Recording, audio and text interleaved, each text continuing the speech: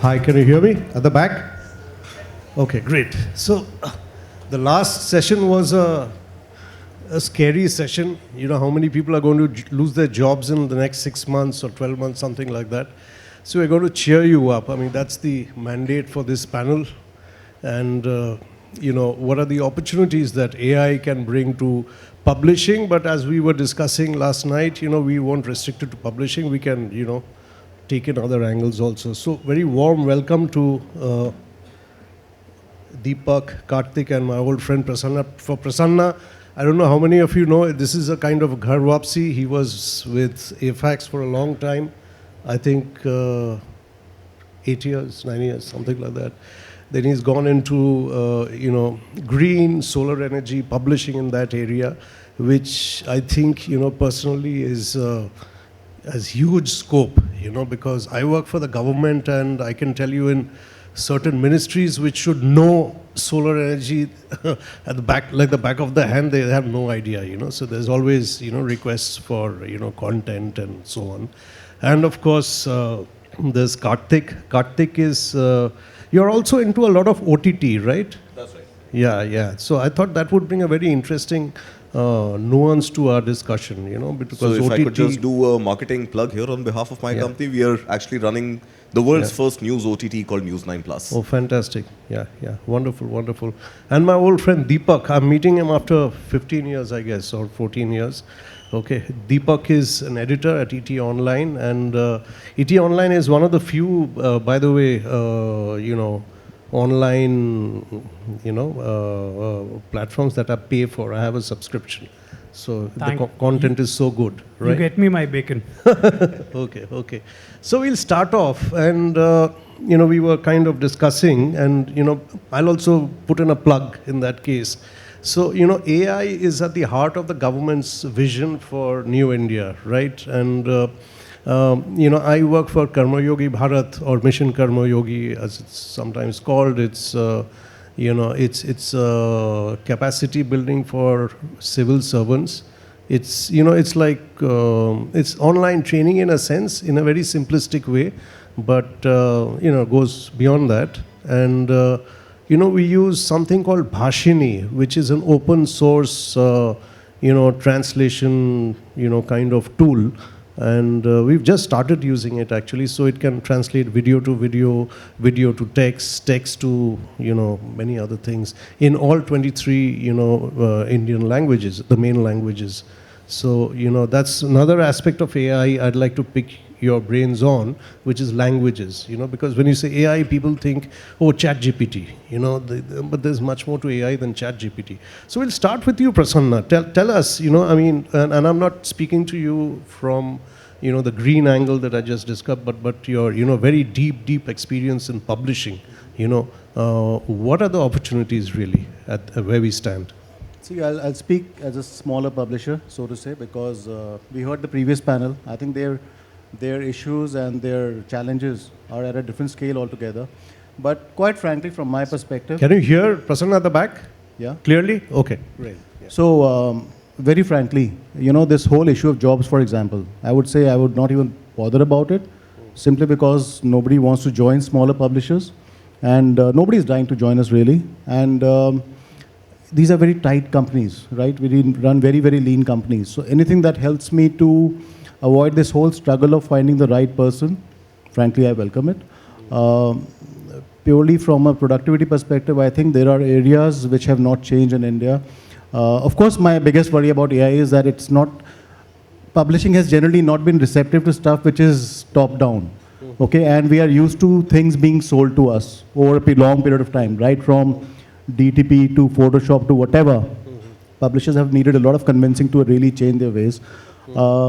So I think what's going to happen with AI is that you're going to have a younger generation of people who are either going to become micro-publishers and make your life miserable, or join you and help you become a better company.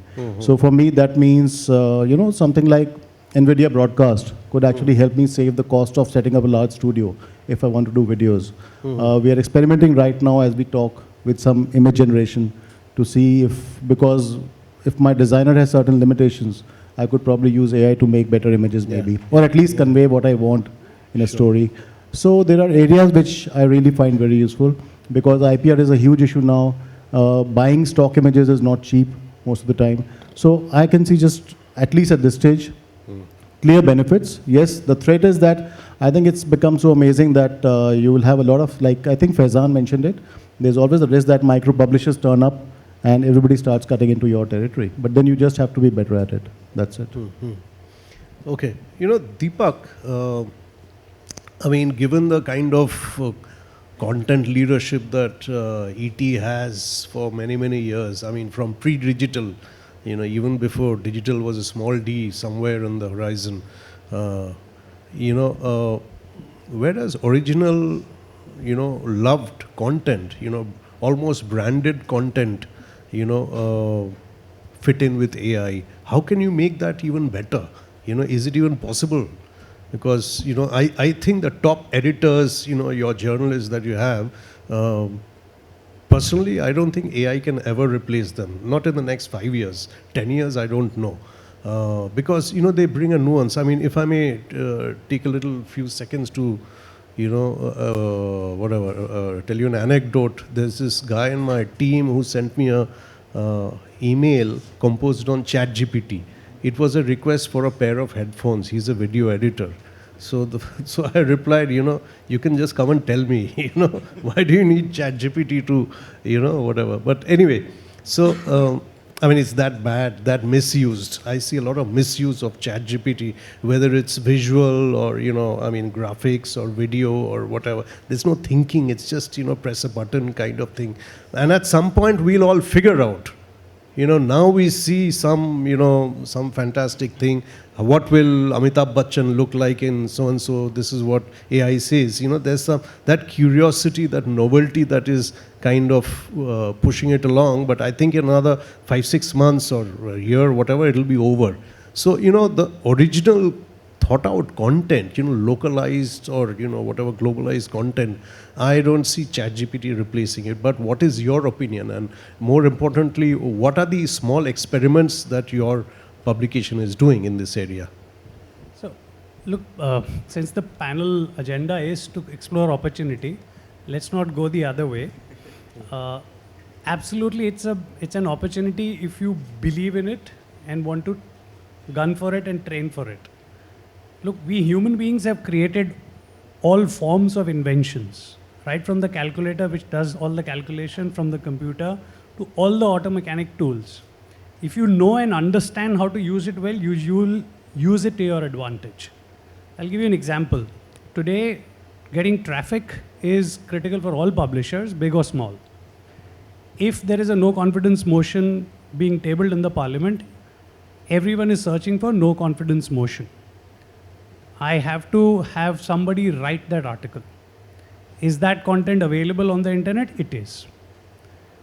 Can somebody put together? A human being will go to Wikipedia or other credible, Wikipedia is not credible, the other credible sites like Economic Times to come and read it. That's where you figure out a differentiation layer.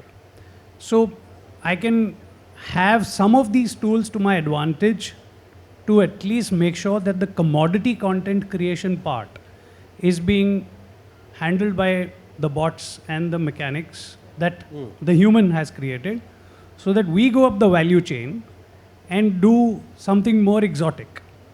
As long as the McDonald's burgers are selling and there is a demand for it, you figure out whether you're going to make your bespoke burger and then go up the value chain and command more premium. At Economic Times, at least, my agenda is very clear. There is content for the masses and there's content for the classes. If I can have tools to cater to the masses at half the cost, so be it. But in my personal experience, there need to be guardrails around it, because at the current stage of ChatGPT 3.25, at least I've tried, 4 is a paid version, we'll go and again try that. It does tend to mix up facts at the current level. I'm sure it's going to improve substantially over a period of time. As of now, it needs guardrails. So does human brain. Today, somebody has taught me that when walking off the stage, you need to mind your foot and figure out the 2 steps, or else you'll trip.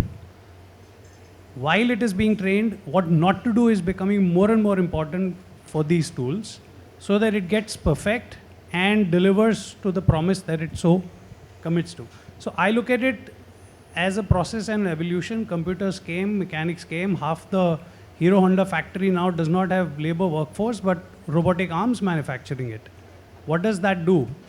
The labor class has gone up the value chain. They're handling CNC machines and handling those robotic arms. Eventually, it'll push us go up the value chain. So be it. Somebody is doing the commodity job that needs to be done for. Great, at half the cost or maybe 1/10 of the cost. Yeah, But yeah, it's great completely agree. opportunity. But it will force us human beings to think of better things, more creative things, free up our bandwidth for a lot of things. Great, that's an opportunity. Yeah, I completely agree. I mean, your last phrase, free up bandwidth. And I've, handled creative teams for a long time, and I see, the more senior they get in the value chain, the more useless stuff they do, basic admin kind of stuff, and they shouldn't be doing that, right? So I'll come to Kartik. Kartik, I'm very keen to, hear about how AI, not ChatGPT, AI, and you raised this question in a discussion last night, is enabling better, faster, more range of videos. I mean, especially from an OTT perspective. Yeah. That's right.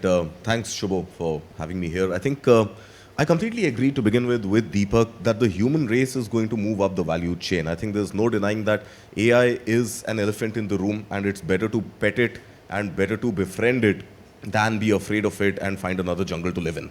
Right? That's not going to happen. We'll have to pretty much live in the same jungle with the same animal, and that animal is going to become more and more powerful as we move along, going up that value chain, right? So we will have to keep evolving ourselves. Now, coming specifically to video production, wherein not just OTT, but even regular news production and non-news content production, I think what we are beginning to realize is that you're not afraid of thinking big because of certain guardrails that you have in your mind about the fact that, hey, this is going to be too expensive to produce. This is going to take too much time to produce. This is going to entail X number of shifts, Y number of days, and that does not suit my deadline for a project. For example, you want to create a war scene of Tipu Sultan fighting an enemy. A generative AI can do it for you fairly authentically. Now, of course, the data that it crunches and the data that it learns and adopts obviously is likely to infringe upon some copyright going forward. Some of it may get called, much of it will get subverted and will never get discovered. But the point is that now you know that this is the potential of a tool, and that tool can do it at a fraction of cost, give you far greater volumes and much better creativity, the kind that you living in newsrooms or living in small production houses or production units did not think would be feasible. And we've done a lot of such experiments. I think we were among the first at News 9 Plus to do a story around the power of generative AI to have anchors read out scripts. And those scripts are also written by an AI tool. Now, the only addition I'd like to see in this whole development of AI as a model for use in media, use in content creation, I feel, is that there has to be a limit to how open an open AI tool should be. Open source is great when you want to write a letter, you want to write an email requesting headphones to your boss. I think it's great that the open source code is available and it can pick up, let's say, and write it in the style of Shashi Tharoor, or write it in the style of anybody you admire, Amitabh Bachchan perhaps.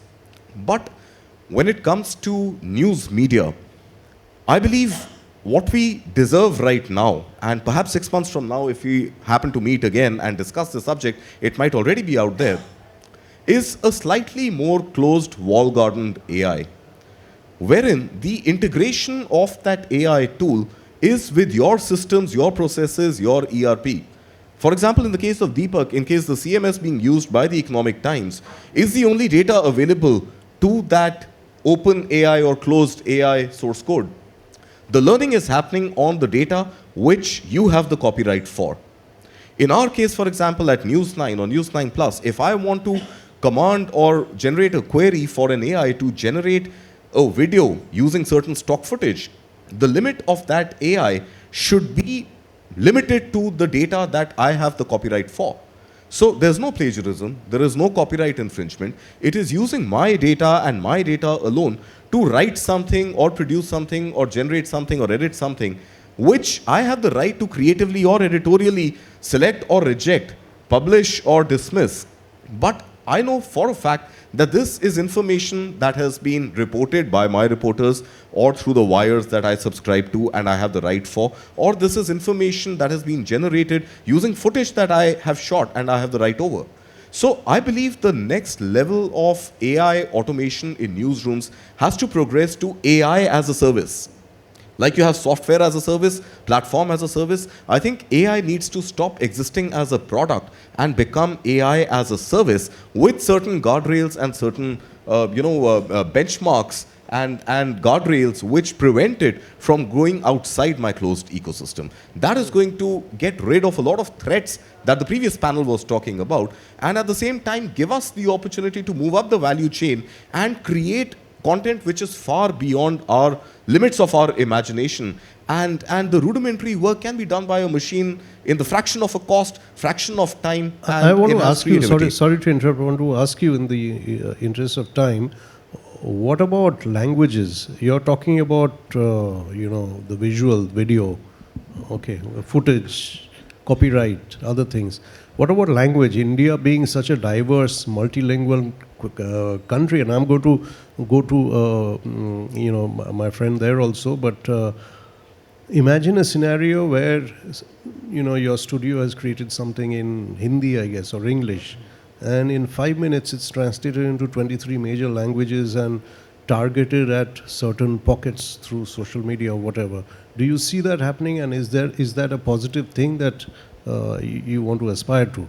Yeah, it's happening already. With what accuracy is the question. So on an average, if you were to give a script in English language, we produce our content in English only at News9 Plus and News9 Live. So if that English language content were to hypothetically ever get translated into another language, and we at TV9 are a network of multiple languages. We are market leaders in Telugu, Kannada, Maharashtra, Marathi language, Gujarati, Bangla, Hindi, TV9, Bharat. So many times we like our content to be taken in other languages as well. Accuracy becomes a challenge, but again, it's a function of the machine learning. And once you make corrections on the script generated automatically, it goes back into the engine to learn and give you lesser errors the next time around. So I think the use case is similar across both. And in addition to that, I think one excellent use case that we are deploying AI for right now is automated editing of content for social media. You give a longer script of a text article to an AI tool, it generates a tweet for you, character limited, or a YouTube description for you with relevant hashtags, metadata that can just be copy pasted. But again, like Deepak said, and I agree 100%, the job of the sub-editor becomes that much more critical, that now you're not writing that first draft, you're adding value to what the machine has given you. Yeah. So, I mean, I want to ask the same question more or less to Deepak and then Prasanna, which is, we've been around in the internet business for a while, and if you remember 15 years back or 10 years back, the big, issue was, why is internet an English medium kind of thing, right? And the question is still now, even now, it's primarily English and a little bit of Hindi. Do you think AI has a chance of changing all this? You can start with Deepak. The challenge for internet initially for the languages was how many people were searching in those languages. Thanks to Mukesh Ambani, Jio rock bottom internet prices, everyone had a device and an internet connection in their hands. So today, the demand and the search volume for all the languages is substantially gone up because access to internet is commonplace. And that's why if you see, at least Google very clearly says that the next phase of growth is all in languages. Now the challenge is there enough content in those languages for those people who are searching it? If AI is about to help us, like he said, in translating all the great content in a verifiable, credible form of other languages, because the form and structure is very important when you're translating things, and the context or the syntax in it. If it's possible, then that volume of content that is so required, that problem is solved, because then you have enough and more information curated, created in English, now available in all other languages. If Project Bhashani or any other project can help reproduce that in all those languages. So it's an opportunity if it can do so, in term, at least in the credible form and manner.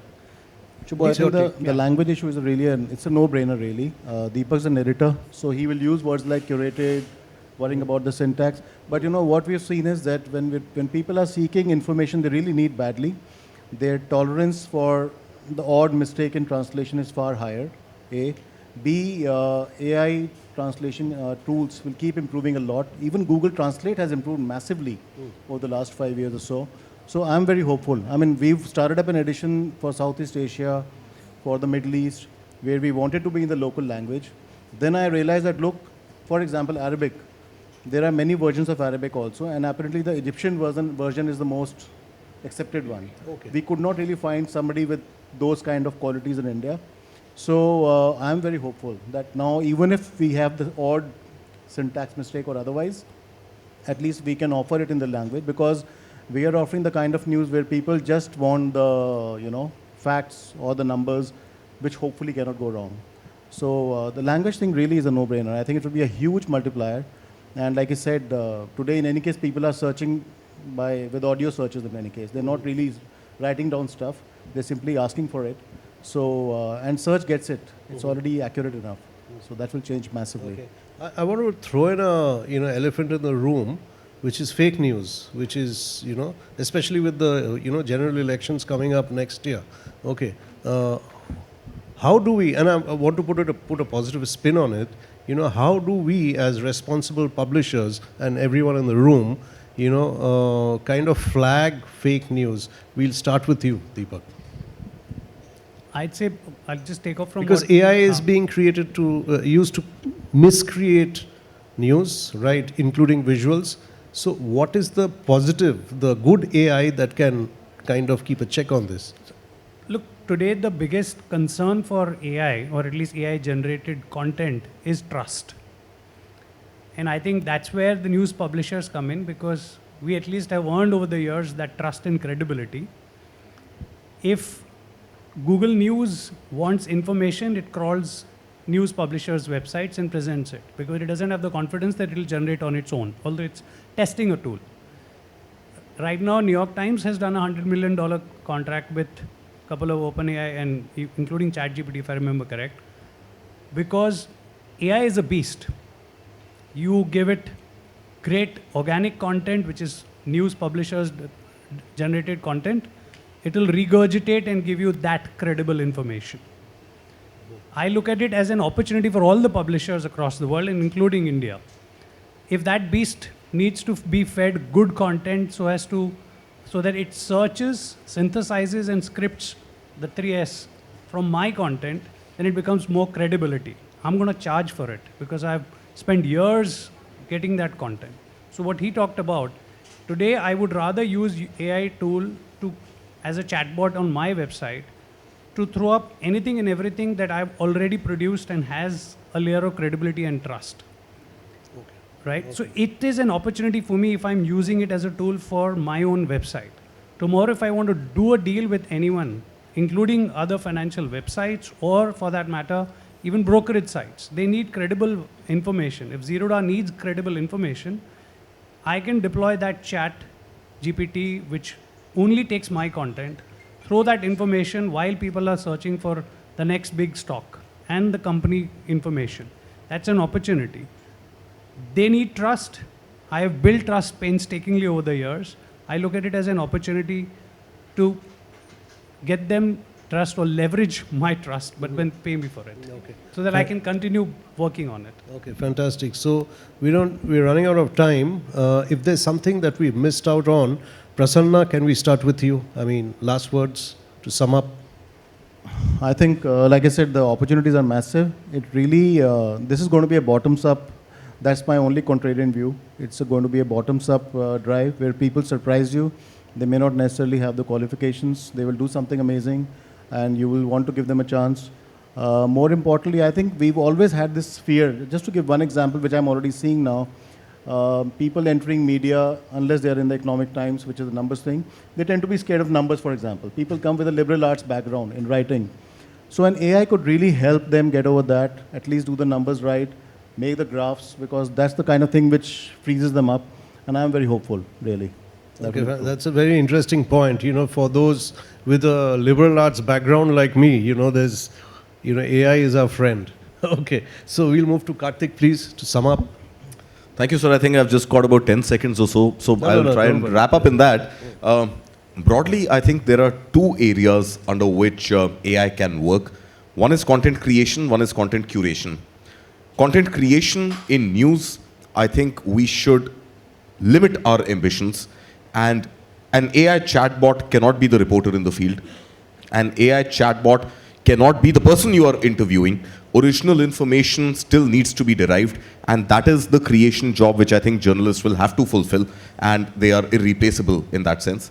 Content curation, which is the threat, which is what adds to fake news, which is what adds to plagiarism, I think that is something that needs to be restricted, and enough and more disclaimers need to be put when a copy is generated by AI. It should not pass off as a bureau copy or a byline copy or a little small disclaimer at the end that says we don't verify this information. Thanks. Kartik, we'll just, so sorry, because I can see this thing, time's up. So Deepak, very quickly, sum up. If by next year, I'm assuming Digipub happens every year, if by next year there are around 3 bots or 4 bots sitting here, or bot-led audience, then I'm happy, because I don't think bots will take over us. We created them. We'll make them better, but we'll get better.